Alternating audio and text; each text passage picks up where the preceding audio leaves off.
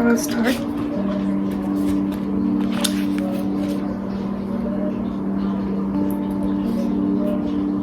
For example, items at eye level tend to be purchased more than those down near the floor. For this reason, you'll find expensive brand names featured in easy-to-reach locations on store shelves because they drive the most profit, while cheaper alternatives are tucked away in harder-to-reach spots. The same goes for end caps, which are the units at the end of aisles. End caps are money-making machines for retailers because they are obvious locations that encounter a lot of foot traffic. For example, 45% of Coca-Cola sales come specifically from end of the aisle racks. The more obviously available a product or service is, the more likely you are to try it. People drink Bud Light because it is in every bar and visit Starbucks because it is on every corner. We like to think that we are in control. If we choose water over soda, we assume that it is because we wanted to do so. The truth, however, is that many of the actions we take each day are shaped not by purposeful drive or any choice, but by the most obvious option. Every living being has its own methods for sensing and understanding the world. Eagles have remarkable long-distance vision. Snakes can smell by tasting the air with their highly sensitive tongues.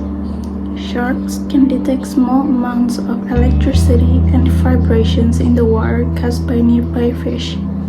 Even bacteria have chemoreceptors, tiny sensory cells that allow them to detect toxic chemicals in their environment. In humans, perception is directed by the sensory nervous system. We perceive the world through sight, sound, smell, touch, and taste. But we also have other ways of sensing stimuli. Some are conscious, but many are non-conscious. For instance, you can notice when the temperature drops before a storm.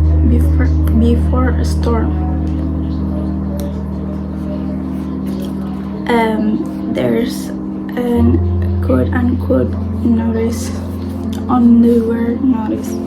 When the temperature drops before a storm, or when the pain in your gut rises during a stomachache, or when you fall off balance while walking on rocky ground.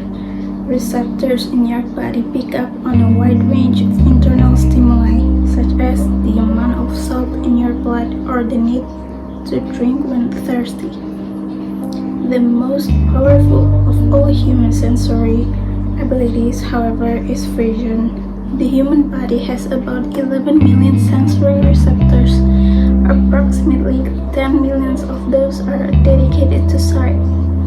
Some experts estimate that half of the brain resources are used on vision, given that we are more dependent on vision than on any other senses. It should come as no surprise that visual cues are the greatest catalyst of our behavior. For this reason, a small change in what you see can lead to a big shift in what you do. As a result, you can imagine how important it is to live and work in environments that are filled with productive cues and devoid of unproductive ones. Thankfully, there is good news in this respect. You don't have to be the victim of your environment. You can also be the architect of it.